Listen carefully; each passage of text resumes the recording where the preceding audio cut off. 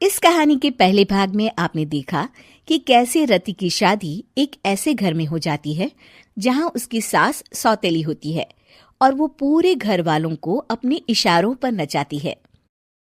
रति छत से सूखे कपड़े उतार कर ले जा रही थी कि तभी उसकी नजर लक्ष्मी पर पड़ती है, जो किसी तरह चोरी से सुनील की अलमारी खोलने की कोशिश कर रही होती है। अरे, ये माँ जी को क्या हो गया?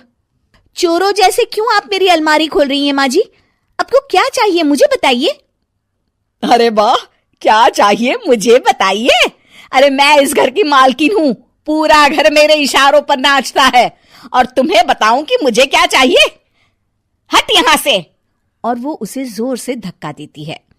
जैसे ही लक्ष्मी रति को धक्का देती है, उसके सर पर चोट लग जाती है और वो बेहोश होकर गिर जाती है। रति के आसपास पूरा परिवार खड़ा रहता है। डॉक्टर जैसे ही उसे देखकर जाता है, रति को होश आता है। अरे बेटा, तुम दूर क्यों खड़े हो? मेरे पास आओ, मैं तुम्हारी माँ हूँ, कमला। रति के मुंह से लक्ष्मी सारंग की माँ का नाम सुनती है तो हैरान सी रह जाती है। क्या बोला रति बहू? चुप कर डायन, तूने मेरे पति और बेटे का हाल बेहाल कर दिया। अब तू मेरी बहू को भी गुलाम बनाना चाहती है? रुक, अभी मजा चखाती हूँ। ये कहकर जैसे उसे पकड़ने की कोशिश करती है, लक्ष्मी वहां से भाग जाती है। लक्ष्मी के जाने के बाद रति अपने ससुर और पति की तरफ देखकर मुस्कुरा देती है। दोनों समझ जाते हैं कि ये रति की चाल है। अगली सुबह लक्ष्मी का पति खाना लेकर खेत में जाने के लिए निकल ही रहा होता है कि लक्ष्मी उसे रोक देती है। अरे कहाँ चल दिए खाना लेकर? आज घर का काम कौन करेगा? तभी पीछे से रति आ जाती है और जोर से चिल्लाती है। कौन इनको काम पर जाने से रोक रहा है? मैं अभी उसे मजा चखाती हूँ। जैसे ही रति लक्ष्मी की तरफ बढ़ती है, लक्ष्मी घबरा जाती है। मैं तो मजाक कर रही थी बहन। आखिर मैं कौन होती हूँ रोकने वाली?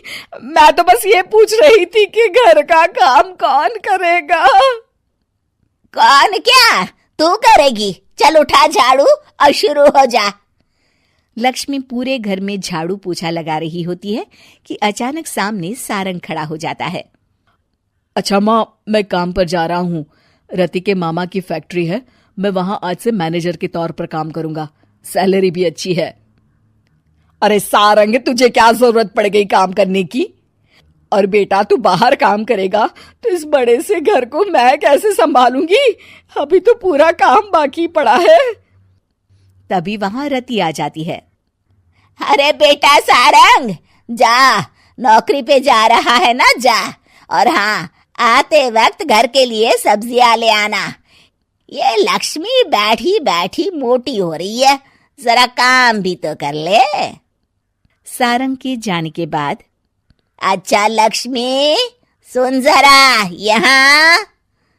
लक्ष्मी अपनी बहू रति को सारंग की पहली माँ जो मर गई है वो समझकर उसके पास जाती है। अरे बहन, ऐसा क्या हो गया जो तुम्हें वापस आना पड़ा? मैं तो बड़े ही प्यार से इस परिवार को चला रही थी। प्यार से तो मैं बहुत साल से तुझे मजा चखाना चाहती थी, लेकिन किसी औरत का शरीर मुझे नहीं मिल रहा था प्रवेश करने के लिए।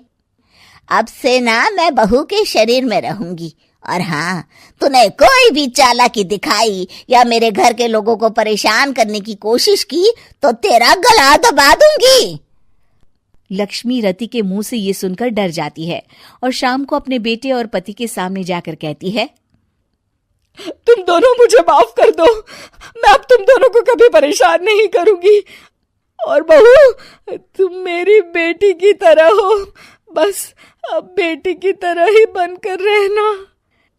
लक्ष्मी उन लोगों को इतना कहकर वहां से चली जाती है और उसके जाने के बाद तीनों एक दूसरे की तरफ देखकर हंस देते हैं।